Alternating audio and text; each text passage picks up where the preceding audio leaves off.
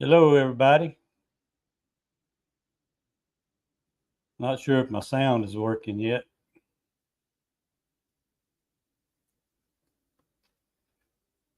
Now, this time and one more make two, so y'all gonna have to give me just a minute to get set up here.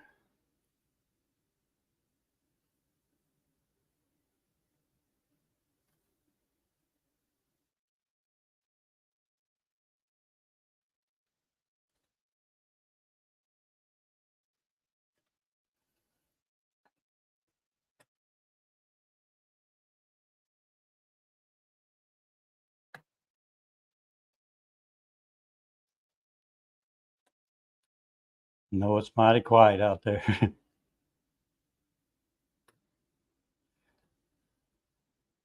I thought I had the YouTube open.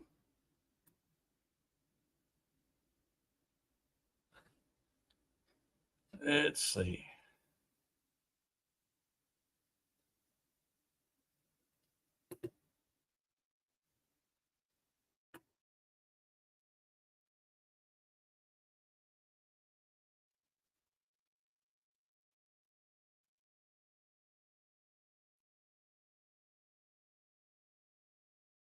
Hmm.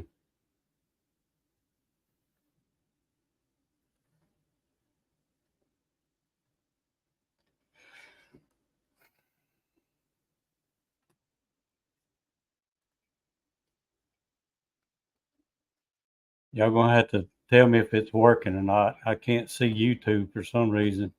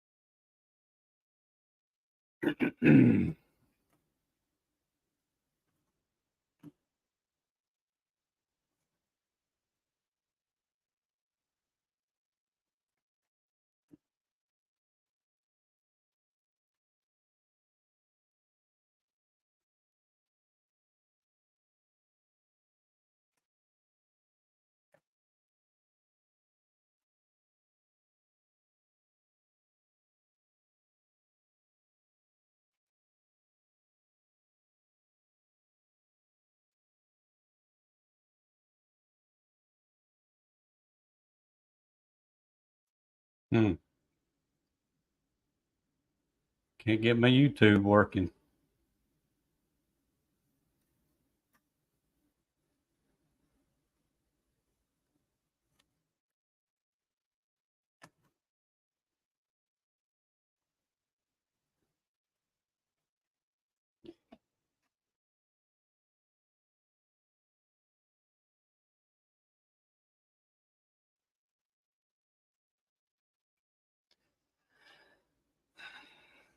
I can't find my YouTube right now where I can set the link up.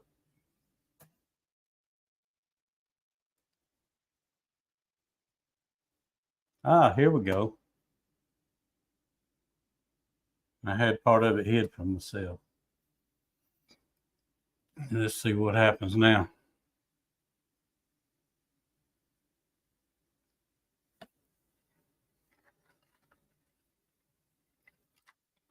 I know one thing, everything's moving mighty slow here tonight on this internet.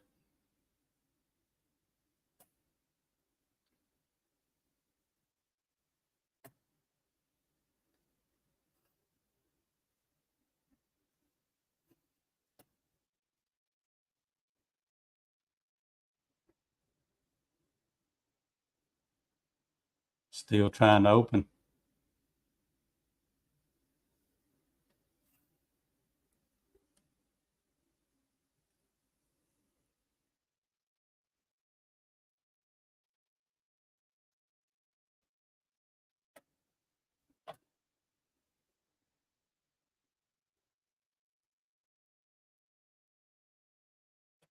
There it is.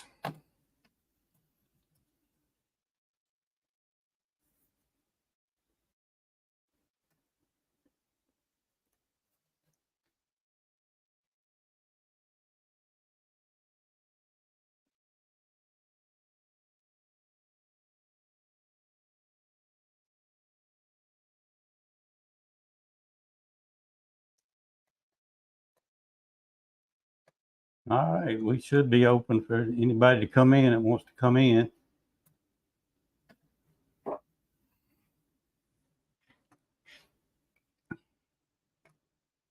While we're waiting on that, I hadn't done anything with bees this week except maybe a little wax work. I've been playing with wax melting and different ways to melt it.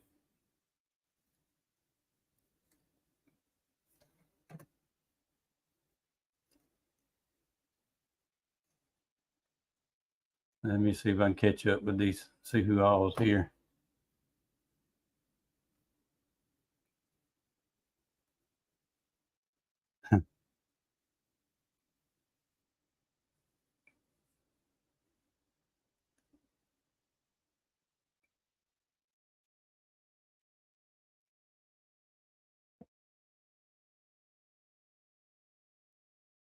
Anybody want to come in? Now come on in.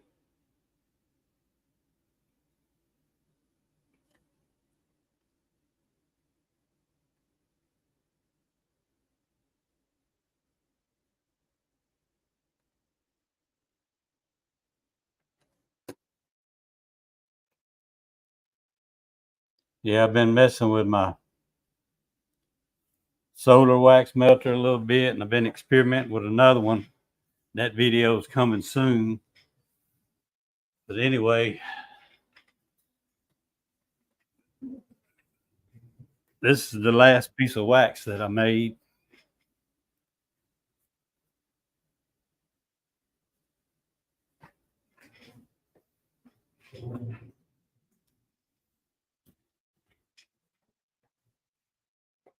Hey, we got somebody knocking on the door. What's going on? Not much, my brother. How you doing? All right. I'm just sitting there flipping through YouTube, and I saw your live come on. I said, Lord, I just talked to him 30 minutes ago. I knew you was going to see that notification. Yeah, that was funny. I got it right off the bat because I was sitting here flipping through all my subscriptions, trying to see what else was on. Sitting here on the couch, so I slid down here on the floor and got in front of the iPad and thought, I'll jump on here for a little bit. Did you find you some honey to mix that with? I did. I haven't mixed it yet. I went ahead and put out some turnips tonight and some butter crunch lettuce and a little bit of kale. And I was fiddling with that before I wanted to mix some of that. But I want to mix maybe a pint or two with that honey I drew. It's so thick I can't get it out. I could get it out, but it would not be easy. Yeah. So I liked your idea of mixing that, so I'm going to do that. But I'm getting ready to get into the wax mode myself. Also, I've got all these cappings from this last pull, and I've got a freezer full of cappings also that I need to get into blocks and whatnot and get myself ready. Yeah. My wife doesn't like me taking the freezer space up. That's why I got my own. I got two. I got this big one. I got one that we actually disposed of from work.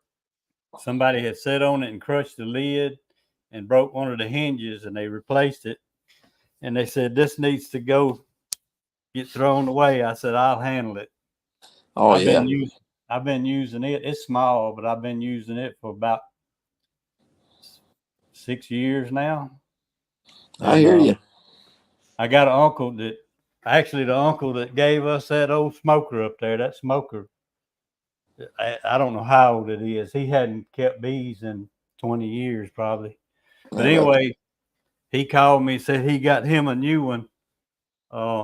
His lid wouldn't stay up. Mm-hmm. And he's 94 years old. And he didn't like that. So he went and got him a new one, and he's going to give me that one. I got to go get it. I'm going to put it out on the porch in the back. That way I have more room. There you go. Anyway, Brad, to answer that question, no, that one, this one was actually done in a bucket. We talked about it on the live one time, but like I said, I don't want to give much away, but I did that a different way. Now that's like second run wax, but that's the top. It looks good. and that's the bottom. Did you scrape that bottom? Nope, I didn't do Holy nothing but rinse cow, it off. But that's like I really say now. clean for a second run. That's second run. Some of it had went through. Some of what's in here went through the solar wax melter. Some went through the some went through the that crude one, I call it, that I've showed everybody, and some of it was older wax that needed to be run again. Anyway, that video is coming up, so y'all just hold on for that one. I tell you what, I did lip balm this year, and it turned out really well. It's a lot of work, though. I'm telling you, especially when you start making a couple hundred tubes of it for the market. I did tubes and I did those little tubs. We did both, and I figured out what finally worked. I realized I had to get the right mixture to coconut oil and wax, because if you did too much wax, it's too hard, and if you didn't do enough, it's too mushy. So I finally played with the formula. I put some spring honey in there, some vitamin E oil, and something else. One of these coconut oils. Thinking there's and lemon extract. So it made it honey lemon.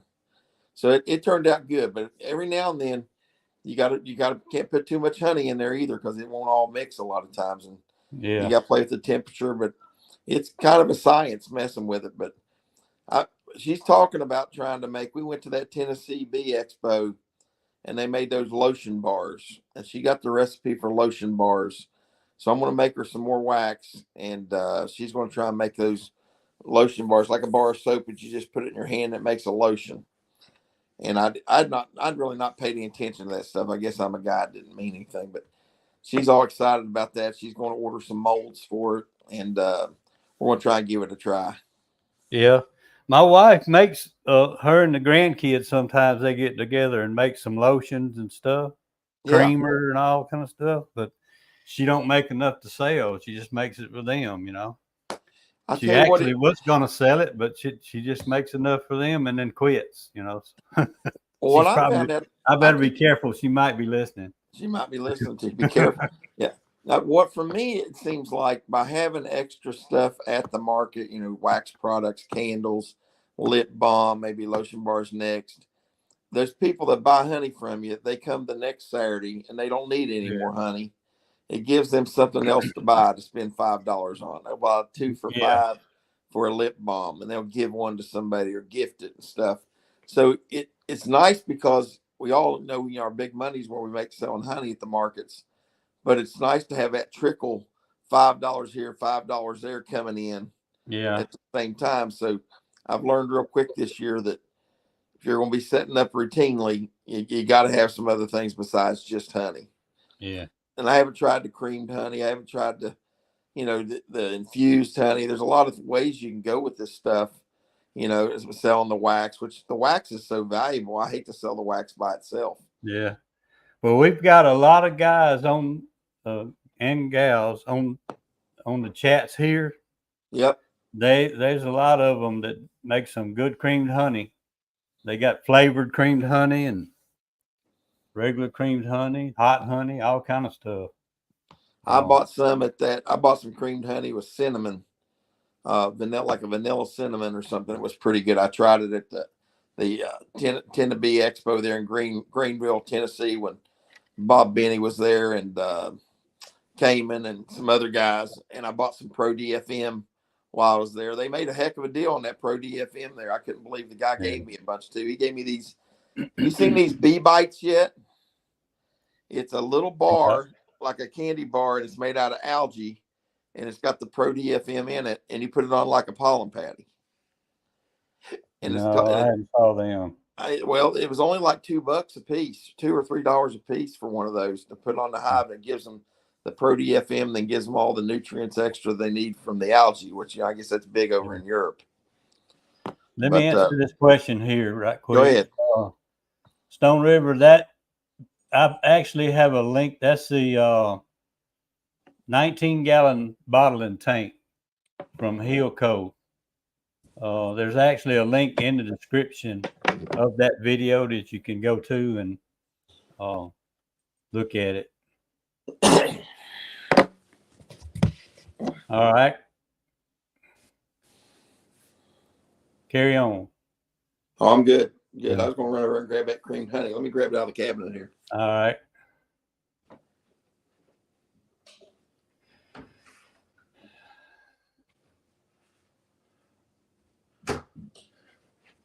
There we go. Let's see, where's the camera at? Hang on just a minute. Let me get you. Let me find you. Wrong one. Let's see.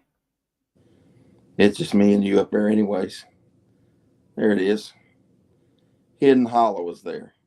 He had all kinds of it. Yeah. You had me there for a second. I did. It went away. Let me see if it does it for me. No, I don't have the option. Yeah, I just got to figure out which one of these buttons to get you. It's wanting This to was do from me Indiana grown. I haven't even opened it. Yeah. There it is. Now, Joey, how do you make creamed honey? You guys make it down there. We don't see it much around here. That's good. Well, the first time I made it, I actually bought some seed. Now I got to figure out how to get this thing back the way it was. I had bought some creamed honey from some people and just used it. And first thing you got to do with your honey is prep it. Now, there's guys out there that talk about this more than me, but you want to make sure that your liquid honey has been warmed up enough to get rid of all the crystals that's in it. And you use that seed honey, and you put I think it's 9 parts. 1 part of the cream seed and 9 parts honey, and just mix it. Now that's the way I did. I just kind of mixed it, stirred it together. So when you say cream seed, do you mean real cream? It's sugared, but it's real fine crystals. The crystals are so fine that it's creamy. That's where it gets that name, creamed honey. Okay. But I've made it. But it's a good spread to spread on toast and biscuits and right. Bagels, all kind of stuff. Put it in your coffee, whatever you want to do with it. I've made it a few times here. I ended up just giving it away for Christmas or whatever because I just couldn't. It would sit in the store and sit on my shelf, and I'd even let them taste of it. There just wasn't a whole lot of people around me interested in it. But if you can find that market for it, you can't keep it on the shelf.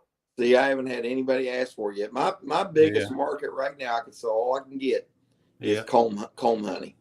And if you go to any of these farmers markets with it and just let them sample it, it'll walk away from you. You won't be able to keep it. But I don't do farmers market. I think that's why I have such an issue with it.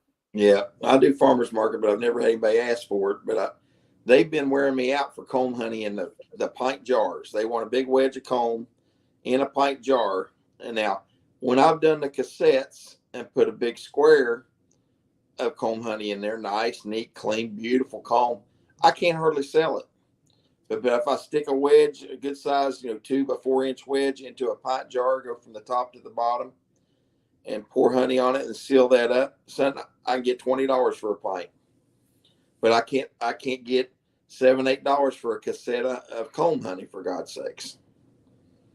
But buddy, they'll buy it up in the jar for some reason. I don't know what it is. Maybe it's the look. Yeah. But I guess I need to try to make myself go to some of these farmers markets. Let's see what this is. Yeah, how is that wax melter doing, Joey? I looked at that on Hillco. I thought about buying one. It does a real good job when that sun's shining.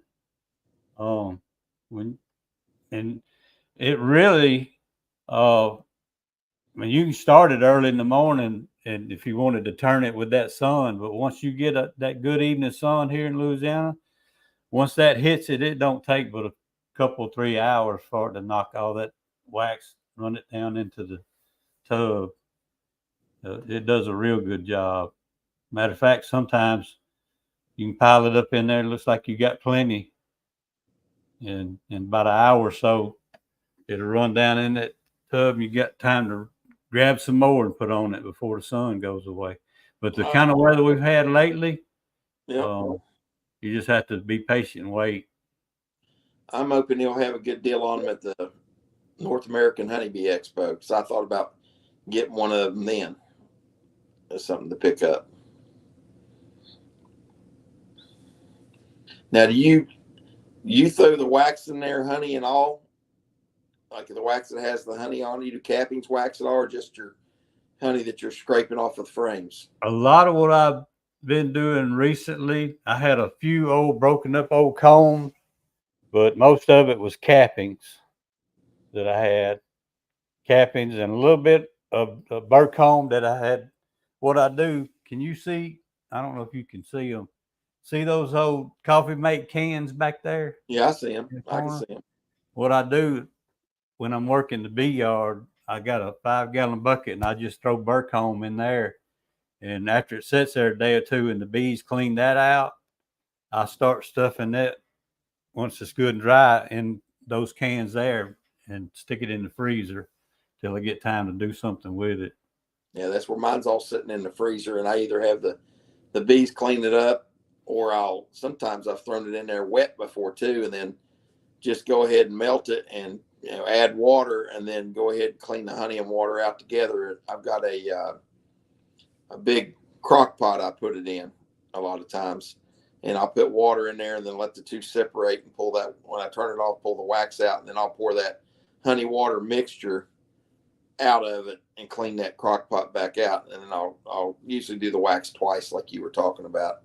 And then when I want to put it on my frames, I've got a electric skillet. I put it in to heat it up, and then I put my roller or my brush in that electric skillet and put it on my plastic frames.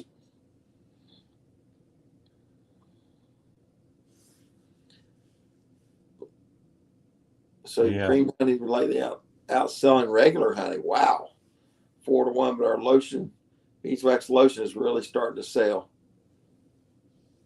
See, I think that lotion bars, they were buying a lot of it at Tennessee Expo. That women were, there was a whole booth there set up with them lotion bars.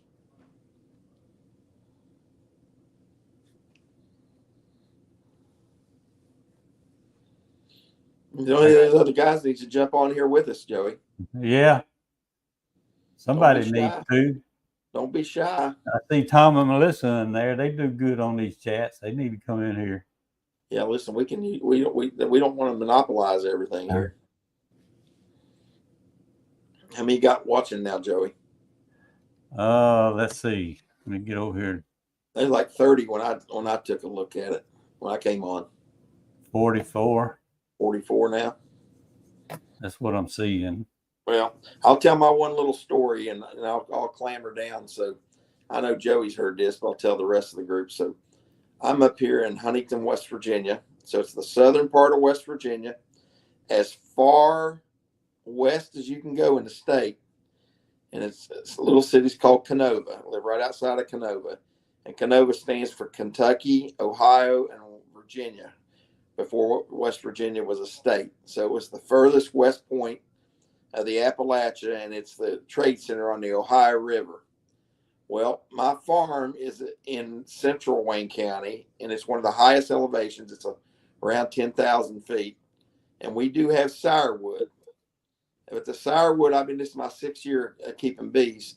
I was always told not to chase the sourwood. It didn't put off enough nectar. So I never did. I always pulled July 4th. I got my spring honey, a lot of autumn olive honey in the spring. Then I did my April, May, June pull, 4th of July, and we were done for the year. Well, this year, I turned around for the first time when I pulled all my supers. I left 8 or 10 supers that had drawn comb because we've had this drought up here. I don't know if y'all seen the drought. So I didn't get the honey I wanted. I got about 50 gallons out of about 8 hives. It wasn't very much. I was pretty disappointed.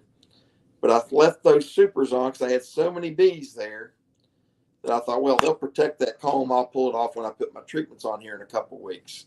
Well, a couple of weeks turned into 4 or 5 weeks, and I went out there a couple of weeks ago, and I went to go pull those off and put my treatments on.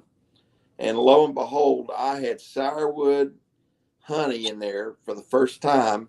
It wasn't a lot. I got about 10, 12 gallons, and I got a third pull for the first time. And the honey's a little darker than sourwood. And I started going back and looking at my notes, and the only thing was blooming was sourwood and mimosa. We have a lot of mimosa on my ridge too, because there's a cemetery down the road. And the mimosa trees are all over the area and up and down both ridges. And so that's a really dark honey, and that sourwood honey came out to like a reddish amber colored honey. And guys, I don't know if you've had mimosa, it's a really good honey too. And we know how good sourwood is.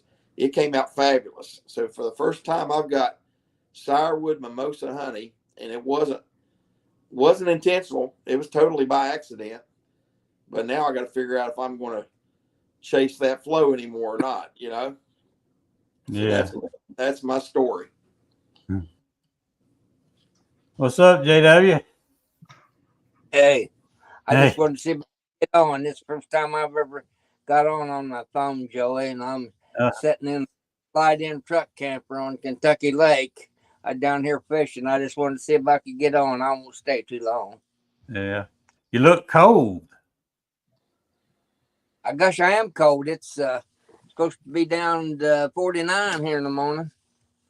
And I went over to my house and I said, I'm going home and put on clothes. I'm freezing to death. So I come on back to the camper. I'm just sitting inside it. It was mid-50s here today, Joey. And when I was at the market, it never got past any warmer than 69. I hadn't looked at the temperature today, but it's been nice all day. Cloudy and trying to rain a little bit, but the temperature has been nice. What's up, Rodney? Oh, just been weed eating, cutting grass, getting all the weeds out in front of the beehives, making them mad. They get a little cantankerous this time of year, weed eating around them. Yeah, well, I got a electric weed eater, and it doesn't make them nearly as mad as the old gas-powered one did. There you go. I need to remember that. I use a gas still one. Oh, boy. I do my nasty hives at the last. I save them to the end. Yeah, I mean, it takes a lot when you have an electric one to make them mad. I mean, just that engine not running, they don't pay it much attention. That's good to know. Just go out there with a full battery so you can get through them all. There you go. You don't Well, I have to think stop. everything else I got is my blower and everything. It's all electric or battery powered, but my weed eater's still full size electric. But I've got a guy that helps take care of my farm. There's other stuff beside my bees, and he goes out there and throws the bee suit on. And he weed eats around them, and he always says, "I got a big silhouette of Bigfoot out there by my farm pond." He says that last hive, it said that's out there beside Bigfoot. He said he gets a little bit ill on me. He said I save it to the end. I said I do too, but I said it's usually one of my biggest honey producers, so I can't bear myself to get rid of that queen because they'll make me 4 or 5 boxes of mediums every year, and so I like to keep at least a little bit of that bloodline.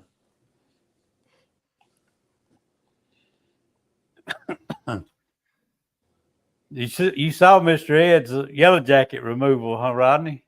No, I didn't. I need to watch it. Was it entertaining? Yeah, he did a pretty good job with it. He got in there and got him. I heard him run. He ran off one time saying, "Ouch, ouch." Yeah, if there's any spot in your suit, they will find it to get in.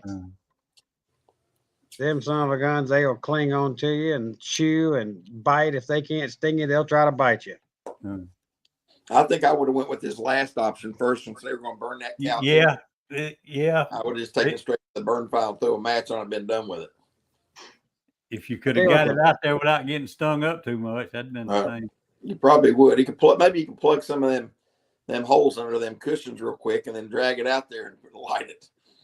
Oh, that's right. It was in a couch, right? Yep, it's in a couch. Or I thought you could go out there at nighttime, probably plug them up and then carry it out there and light. I've always burnt my yellow jackets nests out at nighttime. Well, either burn out or just pour gas down the holes. We get them in the ground mostly here. Yeah. What works fast on like nests and couches or in boats or in walls is that that Bengal roach spray. Yeah. Yeah. You spray that in there, and about 45 seconds, there's no more noise, no more nothing. Huh. Really? That stuff works fast, Huh. and it'll go in there wherever they're at and get them. And if you got any kind of bugs or anything in there, they're going to come out. Like big old, we have these palmetto bugs, they call them, or big roach-looking things. I've seen them before when I'm down south. Man, they'll come pouring out. Even these fancy houses, as people think everything's just perfect.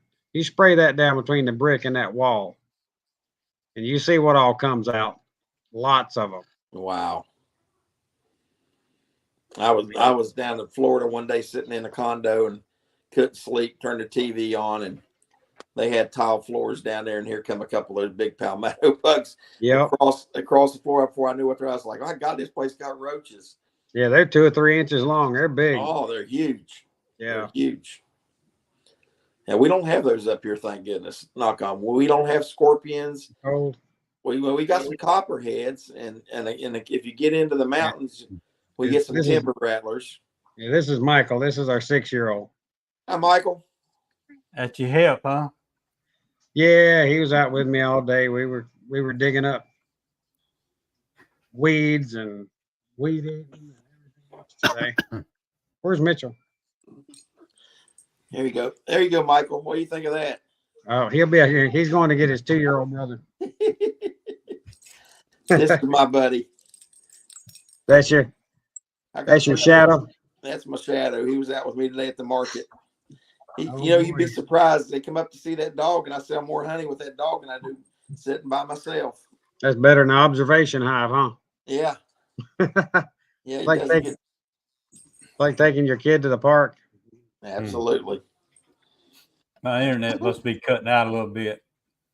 I don't know. You seem fine here. Yeah, I didn't have any problem, Joey. No, it's over here on my end.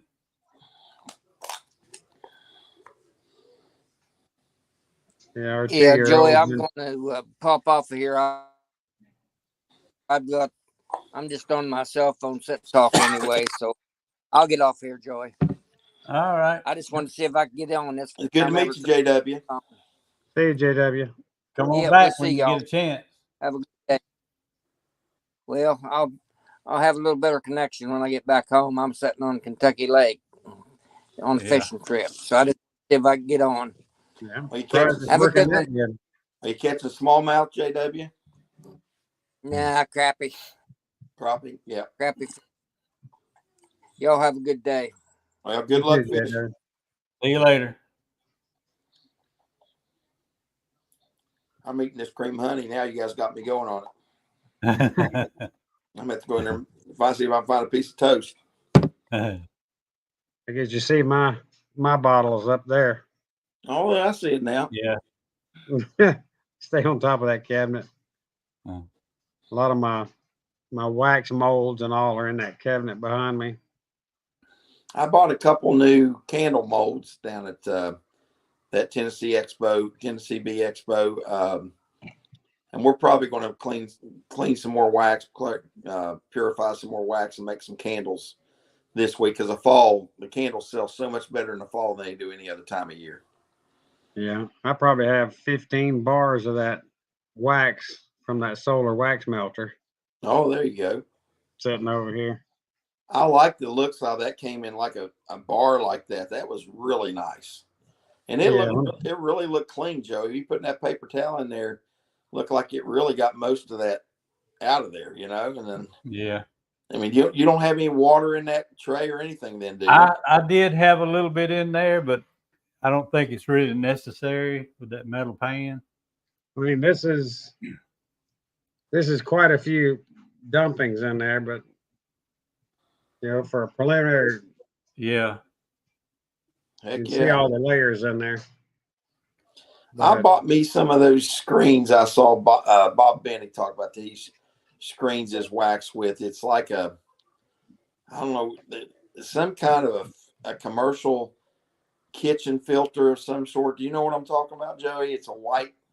I found it the other day. I forgot I even ordered them. They were sitting in my box, and I said, "Oh Lord, I bought that to clarify my honey. I mean my wax." to use for my wax. I seen them using that when they were making candles in mass amount, and I bought those, and I thought that's because you're always trying to see what will pass through it, not pass through it. Like paper towels, paper towels is really pretty good, but this was a commercial screen filter and like a cone. Okay. And I'm gonna get one of them out. They came in a. I'll have to make a video on it when I do it. I'll get there and when I play with it. But I saw Bob Benny using them, and I didn't even realize it till the other day when I was putting honey, my clean supers up, where I let the bees clean out the wet supers and put those boxes up. I saw that box and opened it and said, I forgot that I even ordered them. I ordered them over a year ago. Yeah, if you catch that wax from where they're cleaning out the supers, yes, that's some really good wax to make your candles and stuff out of. It's real clean. Yep, I've got a lot of that right there. I put it on my concrete back porch. So Okay. I just scrape it up off the back porch there, and they like I said, they tear and clean apart pretty good. But I like putting them up clean and dry. Then I put them in my garage. I've got my garage has got central air, just like my house does. Now, it doesn't stay that warm in there, but it stays above 40, 50 degrees in the wintertime even. But it makes it nice because my supers don't get moldy at all. The wax doesn't get moldy at all, like you see sometimes when you leave them outside and stuff.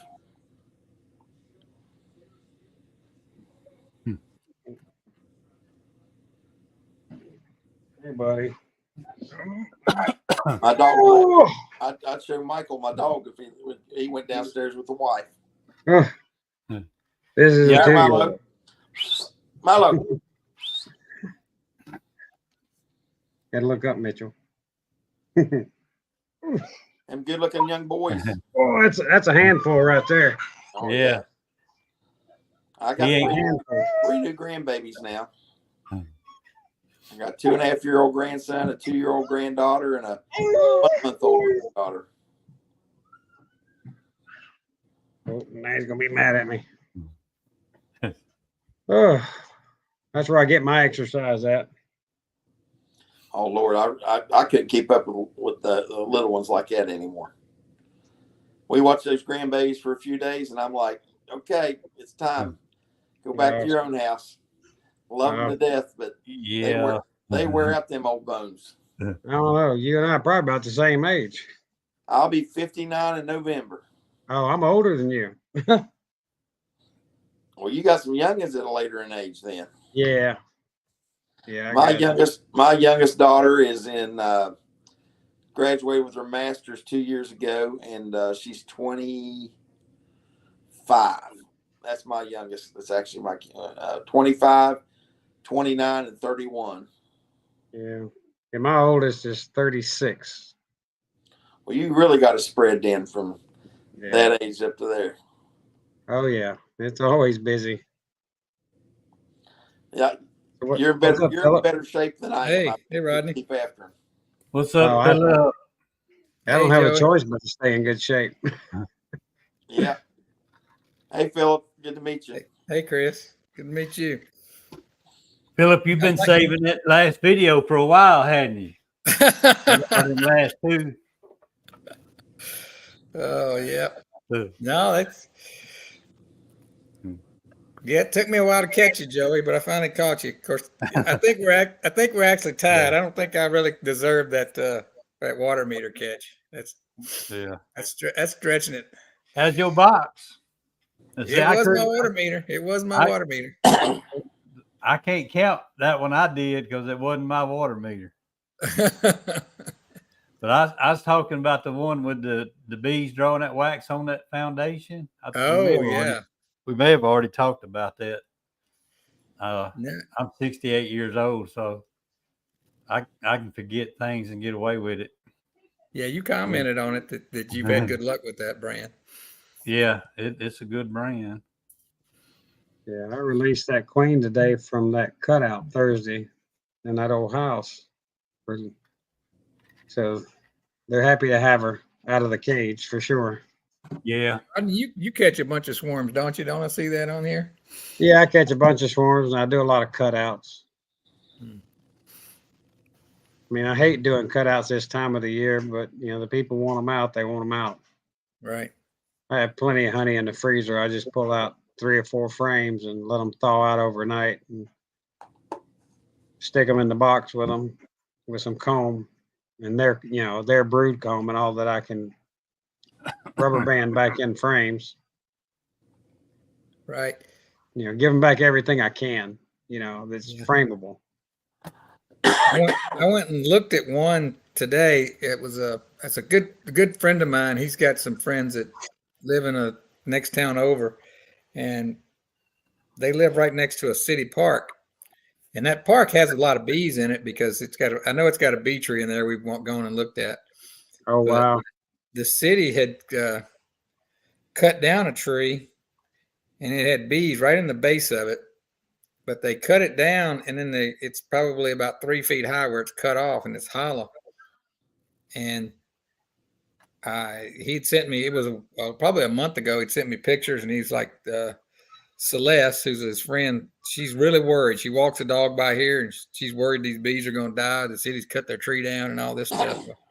They were still there today, and I said, well, I'll come over there and look at it if y'all want to look at it together. So I went over there today, and the bees seemed pretty content. They thought they were just in the bottom where they were going in and out.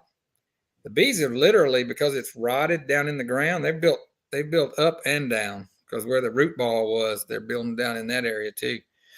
But first thing I did was walked over where that was sticking up, and you could see where it was rotten, but it had been filled with trash. Looked like there might have even been a bird nest or something there. I just kind of swept that trash away, poked my finger down there and blew down in there a little bit, and sure enough, the bees came up to the top of it. I said, these bees are from down in the ground till all the way up to the top of where this is cut off. Yeah. I said, the only way you're getting these bees out is probably with a chainsaw. So you could smoke them and push them out, and just do it with a bee vac and take them up. Do a force abscond on them. Yeah, that's what I do. I thought about that, but I was thinking it'd probably be better if you tried to force them up. It's hard to force them down, isn't it? No, you can do both. What I do is like you say, you have access to the top of them. Right. So you can push them all the way up. They'll come out of that top, and you can just vacuum them up as they come out. Because they'll pour out of that hole at the top. Yeah, I know I could get a bunch of them. I just wasn't sure if I could get the queen to leave the brood that was in there. Well, if you smoke them good enough down in there, she'll come out. It'll take a little bit, but she'll come out. Yeah, I'm trying to decide, do I really want to do it though? Well, it'll make a good video. That's true. But but she's going to get, I may try that. I told her, I said, I can't do anything without the city's permission. This is their property. So you're going to, if I went over there and started cut, even though it's just a stump, then I can't go over there and start cutting on the city tree. Yeah, they may be happy for you to do that, because they may have stopped there because of the bees. Well, they had to get those bees riled up because they got right down to them, but they cut it and cleaned it, and they even looked like they'd used one of those chipper things where there were chips all over the ground.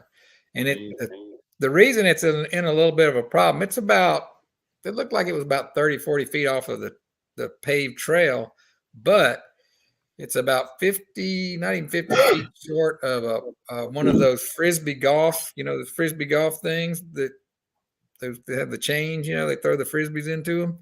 It's on a frisbee golf course. So I was looking at that. I said, I bet a lot of frisbees end up right over here by this tree when they're playing their frisbee golf. So it's not in a good spot for them. And I told the guy that was with me, he actually lives up close to there. He had an EpiPen in his pocket when we went over there. And so he's allergic to bees, and he's over there, and he wants bees in his backyard. And I was like, yeah, that's probably not a great idea. He's been to the hospital once, and he went to the fire department another time he got stung. So was it with honeybees or yellow jackets or wasp or something?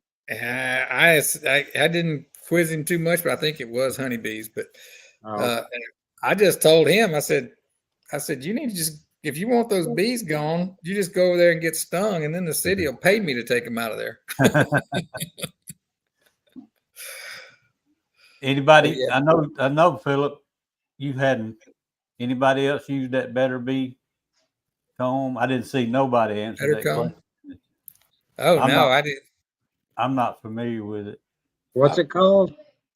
Better comb. My buddy Better used comb. it, Better Oh, Bee. the and he Better said it worked comb. good, but he said it butter. was Yeah, doggone expensive. I've used it. He said it was Yeah. expensive.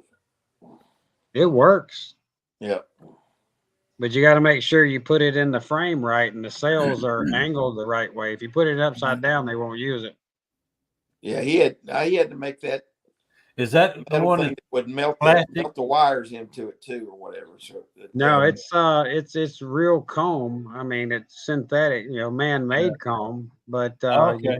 you put your wires in the frame and you hook your. I got a little battery charger thing. I just hook to the wires, for a split second, and it'll just melt right down in it. And you stop it, and the wires are melted into it, that's what my buddy does. and they just work perfect. I mean, I still have some. When I first started beekeeping, I had some for swarms and stuff. I probably got 10 or 12 out there in a tote that I've never used because I got plenty of comb now. I just pull it out of the freezer and let it thaw out and throw it in the hive, and they just take off with it. Yeah, what Darren is saying, I've heard that, but I think Darren, that's why they really recommend you use the wires. I think it's okay if you put it on wires. Early on, when they were selling it, they were just saying you could put some pins in the side of it. No, not That's when they had sagging problems. not in the heat. You can't. No, sir. The wire supports it real well. You don't have any sagging problems or anything with it melting it into the wires. See what I don't know. It's had to be Tim. It couldn't have been Hannah. She wouldn't be so crass as to say the city property is public property. Just advise them that you're in the public. Yeah.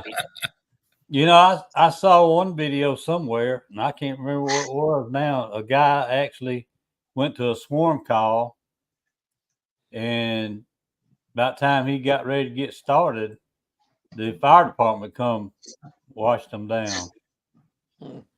Y'all saw Really? that? No. I've seen that. It was a policy that the town had, I guess, or the city. Dang. They They wouldn't let him get them? sprayed them down with soapy water or something, killed them all. Oh, yeah. And him trying to recover them. It was a storm. I could see if nobody was there and they needed them gone, but that's pretty sad. I had a guy call me one time. He was all in a panic.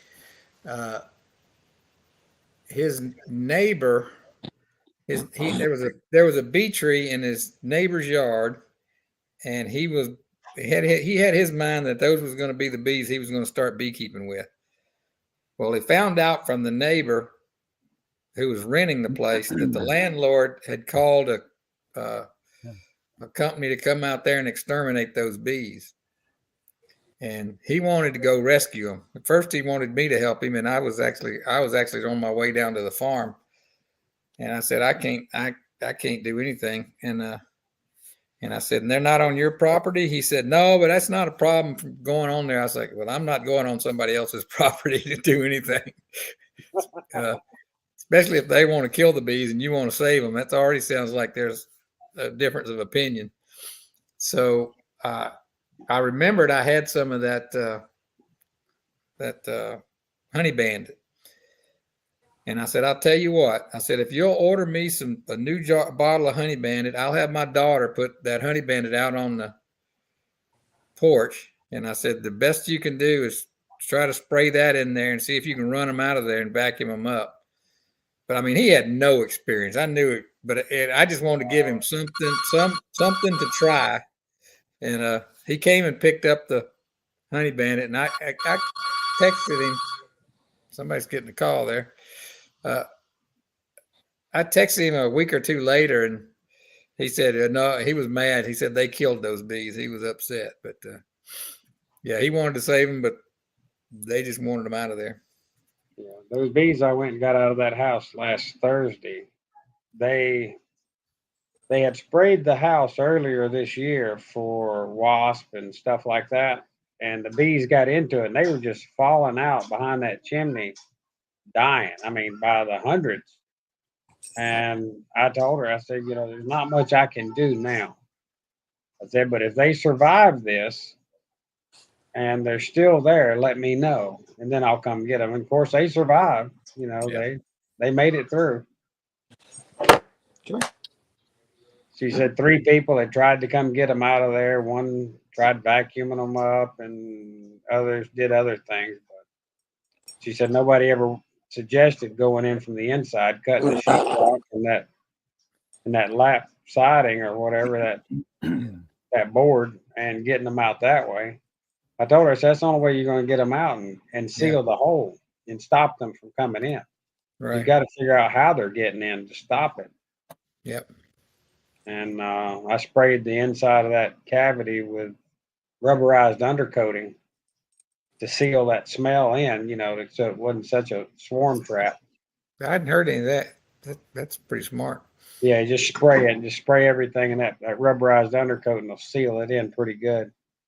And I stuffed steel wool in their entrance hole. Right. That way they won't chew back through it, and spray it with the undercoating too, and it'll soak it up. And Well, I did a cutout on somebody's. It was a porch or a balcony is what it was. And when I got, I told them I wouldn't do the demolition. They had to get a contractor to open up the cavity. I would take the bees if the contractor would open them up. Well, it wasn't. It was a guy that kind of knew something. She'd gotten it was a lady. She owned the house. And then this was an apartment behind the house. She actually lived in the apartment and rented her house out to a family. I guess she was a single lady. But so she had him tear it turned out to be cement board. But after we got into it. that hardy board stuff? Yeah, it was hardy board. After we got into it, I realized, because I know a little bit about construction, that the whole balcony and deck and everything was made with treated lumber, 2x treated lumber, and they had just wrapped it with hardy board, and the boards that were on the top. Okay, so if you could imagine, it's a long skinny deck like you'd see on a second floor building in New Orleans, you know, like 4 feet deep and 20 feet wide. And the original boards were just regular deck boards running the length of it. Okay. With the 1/2-inch gap, just like you would expect. And it had outlook. They were reported on outlookers coming off the house. I don't think it was over a carport. I don't think it had any, I think it had it had places where beams were going out to catch those loads, but they had wrapped the bottom of it with the hardy board soffit and the fascia of it with hardy board. And on top, they had run these, it's those synthetic deck boards, and they had run those perpendicular. So they were running from the building or the apartment out to the edge. Well, every one of those boards has those about 4 of those little semicircular scoops out of it. You know, it's not solid on the bottom. You know what I'm saying? So the bees were going through that. They were going through that, and they were going like 1 or 2 boards in and then dropping down into the cavity. So I told her, I said, oh, you got a bee trap here. I said, with that smell in there, these bees could go into any one of these spaces because they've got free access. I said, I don't know what you're going to do to keep them out of here. You're going to have to come in and seal along that board. Every one of those little, it was hundreds of those little spots they would have to seal up to keep those bees out. But that was on her because I told her I wouldn't. And I said they will move back in if you don't seal it up. So, but we got them out of there, and it was a small, easy recovery. So, and those bees actually, I thought they were queenless. I looked for brood. I couldn't find any. I vacuumed all the bees up. And so I said, well, I'll just take them home and stick them in a box and give them a few days. But after about a week, I went in there and I fed them, and it was in a dearth when I got them, and they were just feral bees. So the queen just quit laying because there wasn't anything coming in. There wasn't hardly any honey or anything. But man, when I set them up with some sugar water, she went crazy. They're gentle as can be. So they turned out to be a good bunch. It was just a little small, looked like about as big as a basketball, as big as the swarm was. Yeah. When I get the bees home and I dump them out of the vacuum, I put them over. Okay. I have like a 10 frame or a 5 frame box, and I put the queen excluder and then put another box on top of it and dump them into there and use it like a screen, like a, so you can find her. Right, right. That's how I do it. And I have an adapter that I do combines with. I have a 10 frame to 5 frame adapter board I made, and I can set that on top of a 5 frame nuke with the queen excluder under it. If it's not that many bees and I only want to put them in a 5 frame, then I can set my 10 frame medium box on top of that, and they still can go through that excluder and I can find her. But that's how I find the queen out of the vacuum. But you got to understand, Rodney. I'm a professional bee wrangler, and I'd already proclaimed them as queenless. That's right. I wasn't looking for a queen. I wasn't looking for a queen because there wasn't none there. Yeah, I bet a queen came in from somewhere else and landed. Yeah, probably. Yeah. Yeah, It wasn't me. It wasn't me that was wrong. No way. Yeah. No, I went away from there saying, yeah, I'll add these to some bees I already have. I guess I was just lazy when they were in the same box I brought them home in. I just set them down and gave them some food. But it's amazing I didn't just go and dump them into another colony, but I didn't. Yeah, those bees will prove you wrong. I don't know who Brad's talking to. You're muted, Brad. I think he's talking to somebody in the room with him. Oh, okay. It's my wife. She's trying to choke me. That's why you got. Did you get on here to get a witness?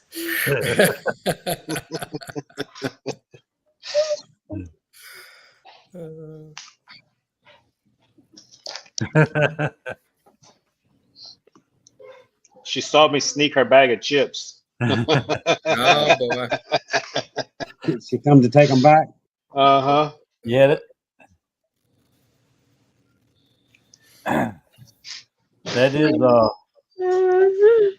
good way to get in trouble. Mm-hmm.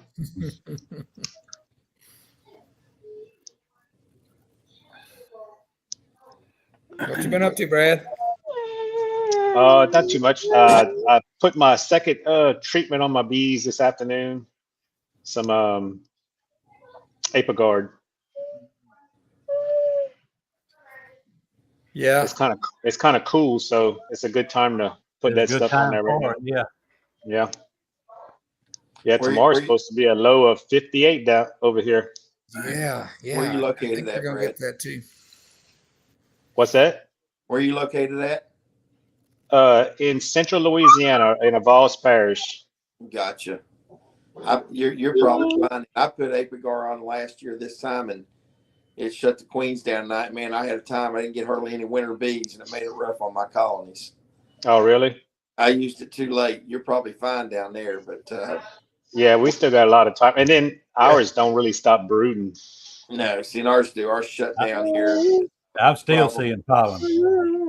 Oh, we yeah. got pollen coming in because we got our fall flow. We've got our goldenrod. We've got our wing stem and our what we call ironweed, purple ironweed. It has like a white pollen, and then the aster is right behind it. We got a lot of aster up here, but we're right now pretty much right in the middle of the goldenrod and wing stem right now, so we're pretty good from that. But I put Apivar on there this year, and I just bought the new oxalic acid strips. The what is that called, Joey? I was telling you about it the other day. I got a box of it. One of the first people, Roxanne.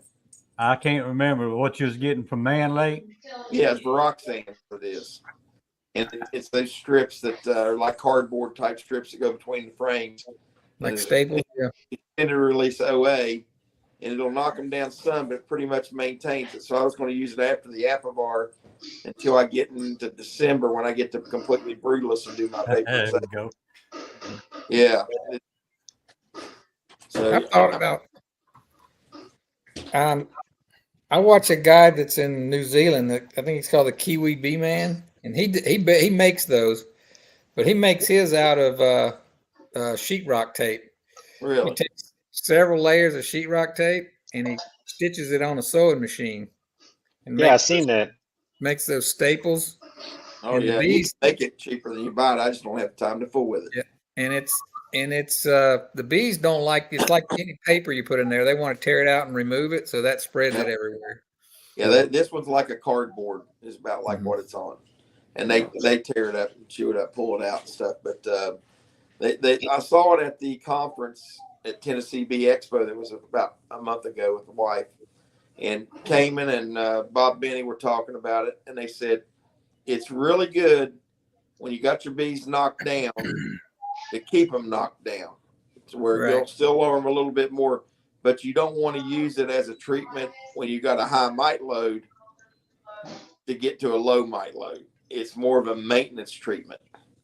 And I said, that'll work good for me in December before I do my vaporizations here, because we go completely broodless, and I'll do 2 or 3 OA vaporizations 5 to 7 days apart in the wintertime when it's above 40 degrees and the clusters broke up. And I'll walk into spring with a 0 mite load for the most part. Yeah, that pig mat works real good if you do your own liquid OA. Okay. To make the strips. It stays moist a lot longer than the paper does. Well, I'll be curious to see. This wasn't too pricey. It wasn't cheap. Don't get me wrong. Yeah, but I want to give it my best shot and see what I think of this Veroxan. Because I don't have that many hives I had to put it on. the pig mat, per square inch is the cheapest you can get, but it comes in real big packages. That's what Mike, a Minnesota beekeeper, was putting me onto that, and I thought about it, but it seemed like the smallest packs of that were like $80-$90. Yeah. But it's a lifetime supply of it when you cut them into 2-inch strips, though. What is that, Philip? It's called pig mat. He called it. What was it? Pig something, and he had to show me where it was. I didn't understand what he was talking about, but I think they use it for like mechanics and stuff. Use it to throw down to soak up oil and stuff. Yeah, I'm mechanic, so I use a lot of it. Okay, you have it. Yeah. You cut it in about 2-inch wide strips, and you can just lay it right in there. Yeah. But it's supposed to be very absorbent. Yeah, I was confused when they were talking about it originally. I thought they were talking about sponges, and the sponges just lay on top of the frames. And this is I bought some absorbent pads, and they do not soak up the oxalic, the glycerin. Really? Yeah, I tried.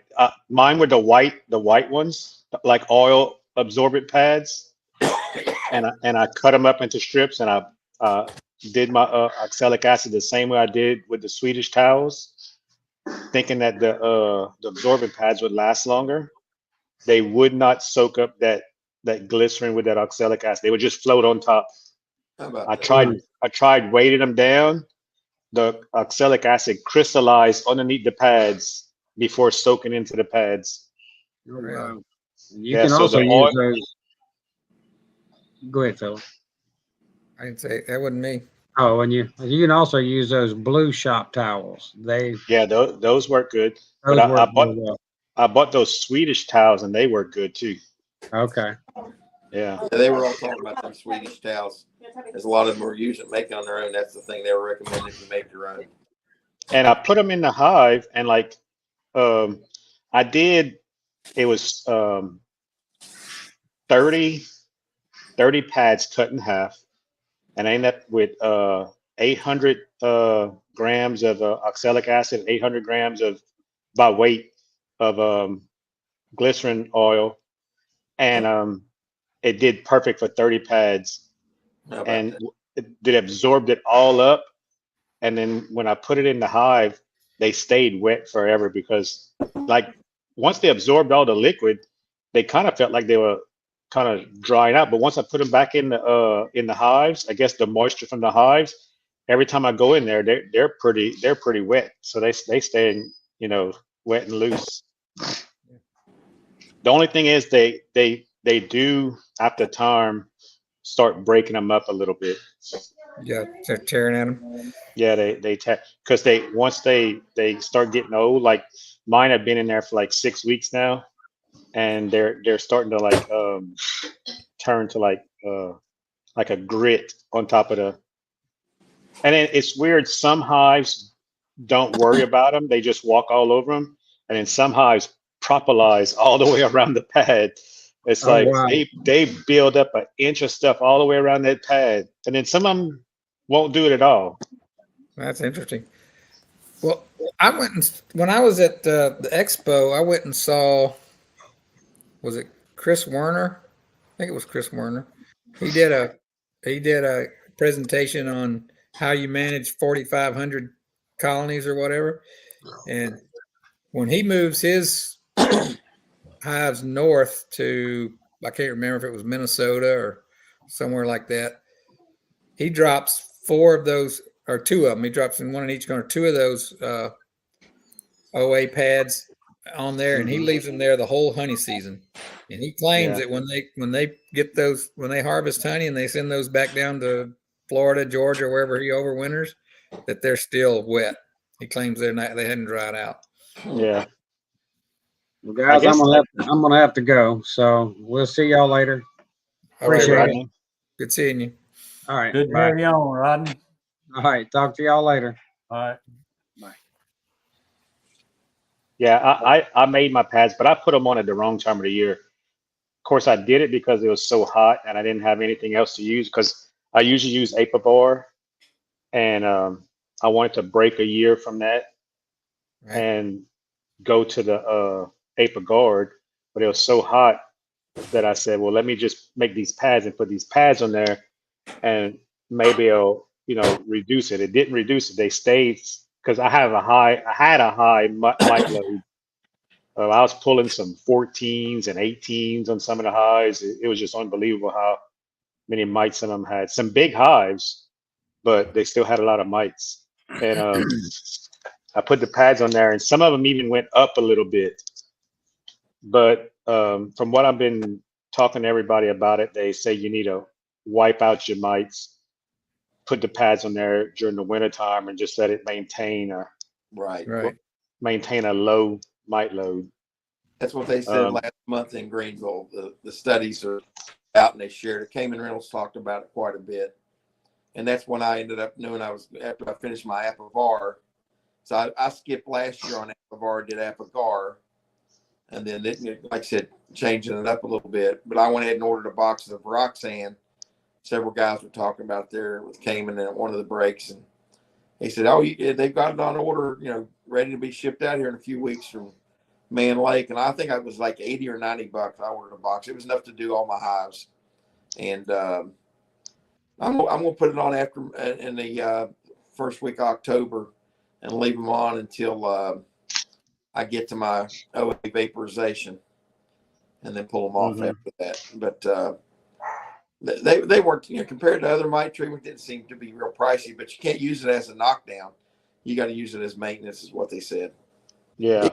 Well, I learned that because it don't knock down high infestations. It's just, especially the time of year I did it, because the hives are so big, and then the hives are starting to reduce during the dirt, so the mites just doubled in there, because the bees went down, but the mites went up.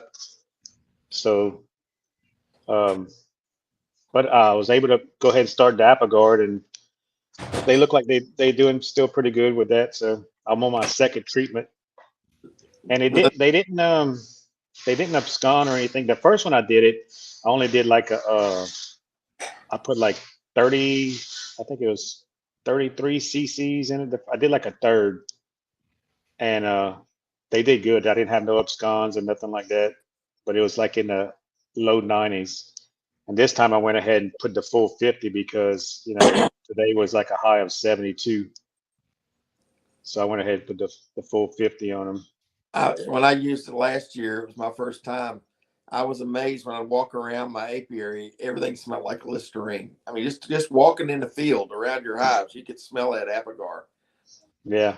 It amazed me how, which I had everything vented and stuff, but it shut my queens down. And I think I had to end up with 2 or 3 queens I had to order and put new queens in the fall because they either killed the queen or they didn't abscond, but they tried to supersede her, and it was the wrong time of year for it.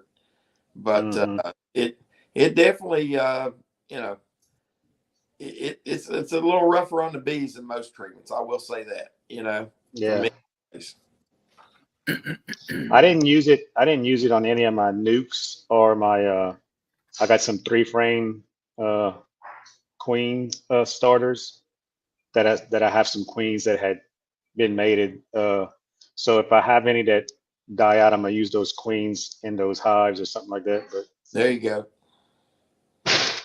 I think he's got to be ready for that. I was fortunate. One of my queen suppliers I called Strachan Apiaries out there in California has some New World Carnolians, and I just told her, I said, can you send me 6 queens? I know I need 3. And I said, I want to have a few backups when I see what the complete fallout is. And she said, you would be amazed. She said, how many orders for fall queens we get. And it's because of apigar. I said, really? She said, oh yeah.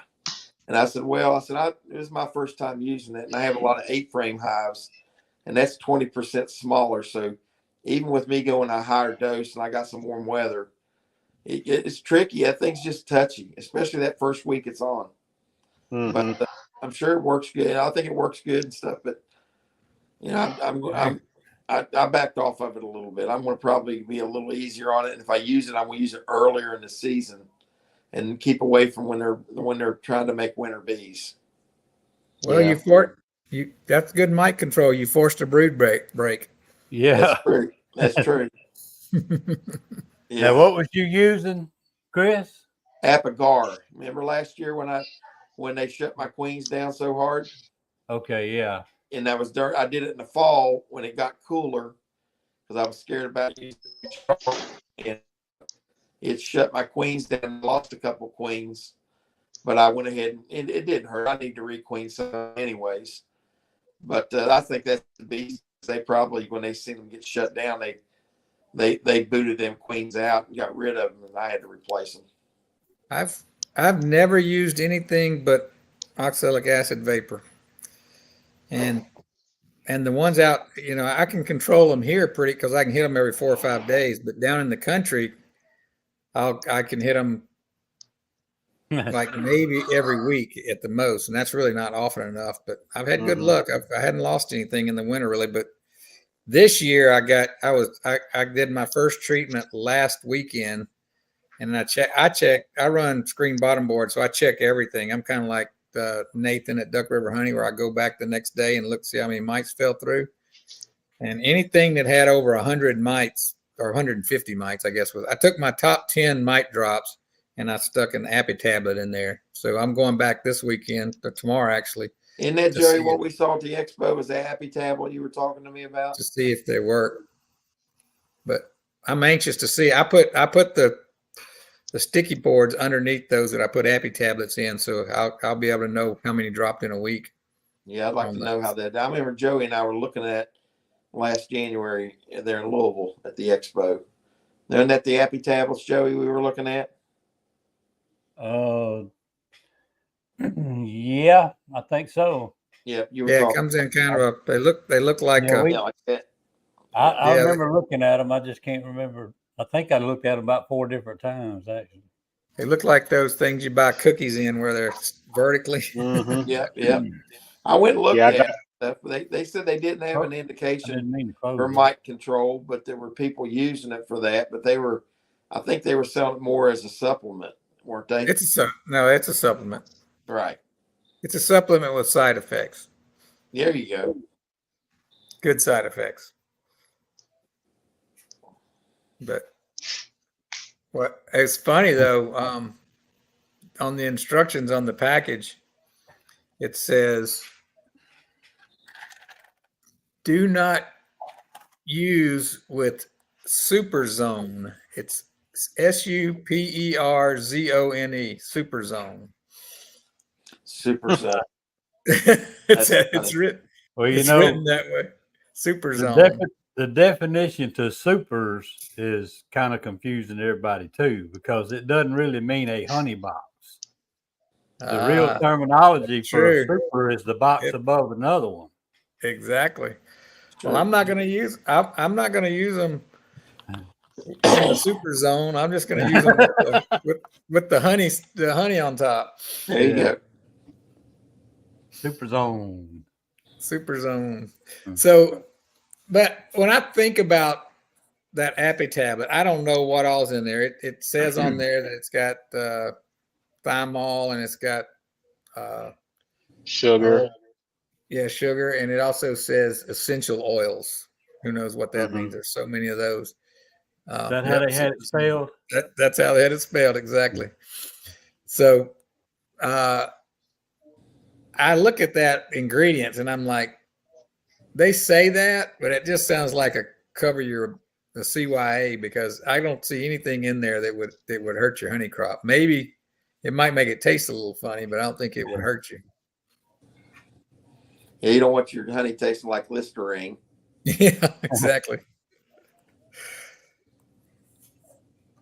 But I'm going to try something tomorrow if it works. When I bought my bees, I bought all the equipment from the guy, and he had one of those insect foggers, like they were using a few years ago.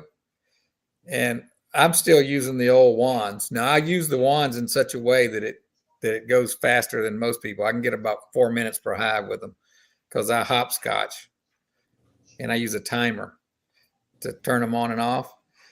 But that still takes a long time to do 40 colonies. So I said, you know what? I've got that fogger. I looked up, the recipe. You can do it now and you don't have to have the grain alcohol. You can do it with water and glycerin and OA, and it's supposed to work Like in the bug fogger. Yeah, the bug fogger. Yeah. Yeah. So Yeah. I've got it. I'm I've going to I've heard give it a pros shot. and cons on that though, so be careful, Philip. Have you heard it doing any harm? Because I don't see. Yeah, I've heard some people say they did some damage with them. Well, I did hear where some people did some damage with the grain alcohol, because it's actually you're putting a vapor in there that's flammable. Yeah, that may have been it. I'm not sure. I've heard a few people say stay away from the fogger there. I tell you what, I got lucky, and for a while there, and it's been a couple of years ago, when Hilco was picking up steam, John Hill there made a Pro Vap, like a 110 Pro Vap, just like they had. And he was selling that thing for $189. And I've got one. And I think whenever Laura B's, these other guys started coming out and they approached John about carrying it, John stopped making them. Right. And then he said he would still service mine because he had a good warranty on it. It's a good vaporizer, but it was half the cost at that time. Yeah. Everybody else was out there. And I was doing the wand, when I first started there 6 years ago. And 3 or 4 years ago, I got that from John, that vaporizer, and it never misses a beat. Of course, I've got electric out there, so it's not hard for me just to plug in. I've not bought a battery powered one or anything, but I tell you what, it was $189, a whole lot easier to swallow than $400. Yeah, I think the Larabi's electric one. I think Brian C just commented. Brian, do you have the electric one? I want to say that one is 200 and something. Or It came down. Yeah, John's was 189, and it was. I mean, Yeah, it looked it's not like that cheap. it looked like the Pro Vap. It really did, and it worked really well. Still does. See, he's talking about having one of them vaporizers and how much he loves it. It's freaking great. It might be $295. I don't know, but yeah, I was thinking about buying one of those. But then I've got to get the because I have some out. Most of my yards in the country are not close to electricity, so yeah. See, Brian C bought one. It says there it was under 200. I'm almost positive mine was. I think Lee's fixing to pull something up. Yeah, I wish John would carry those again, but I think he's trying to stay in his own space and stuff. But It's pretty nice. Let's see, that other one's what, 266, 288. What is that one on the left top? Oh, there's a rebuilt. Oh, yeah, but it says sold out on a rebuilt, so it's 288. Yeah, but you think of it this way: if John could make that thing and he was selling them, and a lot of people was buying them there's probably he had to be making decent money at it. I don't think John's in the business not to make money. That he can make that good of a vaporizer, and it came with the case, it came with the extra plugs, and listen, it's a really good unit. It really is, and I'll tell you where I'm getting on my soapbox here.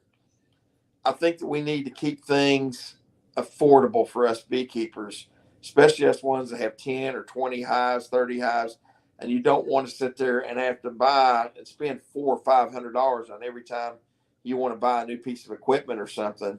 It's a whole lot easier to buy something for $175 or $185 and use it. And that was a really good product he made. It's a shame that it's still not available. I wish John would go back to making those or have them. Whatever the case was. I think that was his choice, though. I mean, if he was making money and happy with it, he would still be making them. I don't know. No.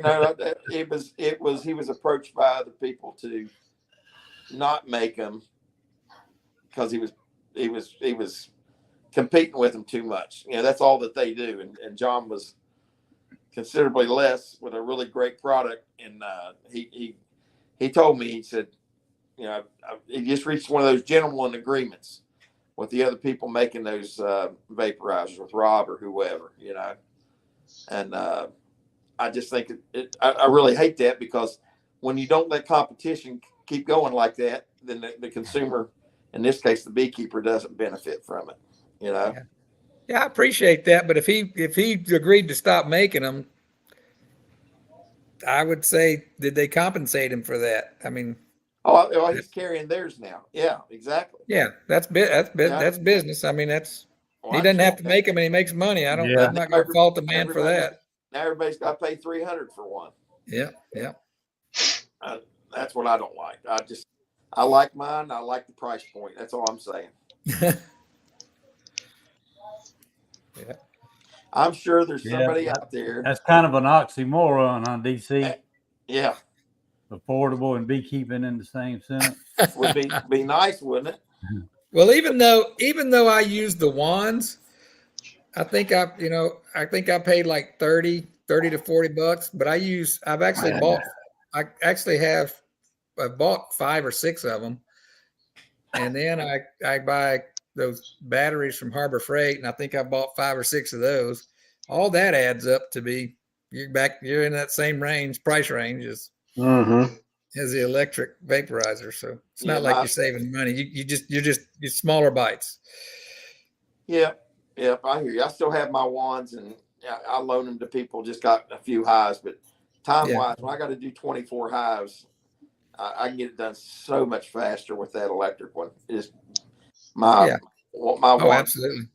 And I can put the 3 to 4 grams per deep then in there also, which at one time and rock and roll, you know. How do you get? Okay. So I think that must have a bigger cup, because I don't think the Larabi's one holds that as much. Listen, all you've got to do with this one is you can do it and drop. Whether you buy the tablets or you buy the grain, you just dump there and shove the cap right on it. You can put whatever grains you want all at one time in there. It never clogs up or anything on me. It does a good job. See the Larabi, you got the one with the plunger, which I don't know what it holds. I don't have the Larabi, so I can't speak to it. But I know it holds only 4. It holds 4 grams. Yeah, mine's got the big. You talking about the electric one holds that much? I heard it didn't hold but 2 grams on the electric one. No, the one you talk about. Oh, the electrical one. I'm talking about the cordless one. No, the cordless one with the plunger. Yeah. No, it holds 4. Yeah, mine will hold 8 in there, no problem. Mine's got a big deep dish in there. I can drop the tablets in there, or I can do the powder, either one. Now, see, you guys are talking about the cups. Yes, but I don't do that. I go ahead and measure it out, dump it in the cylinder, and put the cap right on it. I've got my respirator on and everything. I can do it all one time. I don't sit there and wait and do 2 or 3 caps and keep doing it. I just go ahead and measure out my 6 grams, put it all at once and snap the cap right on it, you know? I mean, that's and the John's are not rubber like that. His are a white plastic with a So, green rubber O-ring around it. Yeah. so yeah, Mike Berry had one like that. Yeah, Yeah. hard cap. I like it. say, I got the Lee, same did it thing. say how much that held? But people are talking about filling the cups. I'm talking about filling the cylinder and throwing the cap on it. Oh, I got the cylinder, the what you call it, the little measuring Plunger? cylinder for the ProVap. Yeah. Hmm. I don't know how much it'll pull out at one time for the measurement. I would have to check that if I went to use it. I think it's 4. But I I bought don't You know. it. can take those. You can take those tablets they're selling now that has the approved OA, and you can throw 6 or 8 in there, no problem. They're not that big. They'll just go right in the cylinder. They don't start vaporizing right away, and then just stick the cap on it. You know, you guys call them cups, but it's a cap for the Hilco one, and you can just rock and roll and go right there. Yeah. Well, my old bag of OA, I could mound it up, but my new bag doesn't have any moisture in it, so it's like sand in an hourglass. It just goes flat. You can't mount it up like the. Yep, And I I know. think Mike, a Minnesota beekeeper, says he thinks it absorbs moisture over time. So you're probably not getting any more chemical. You're just getting moisture and the chemical you had before. Yep, but yeah, DCB's talking about using the cup, and he's right. The one with Hilco, it only holds about 3 grams. You can mount it up, probably get close to 4. That's plenty. I think cups, 4 is plenty. but I just put it directly in the sun. But I run a 2 deep system, so I'm vaporizing 2 deeps. So I'm looking at that's only 2 grams per deep then, and they really want you to be at 3 to 4 grams per deep to get to some real efficacy and some real knockdown, because they're not showing much efficacy at 2 grams.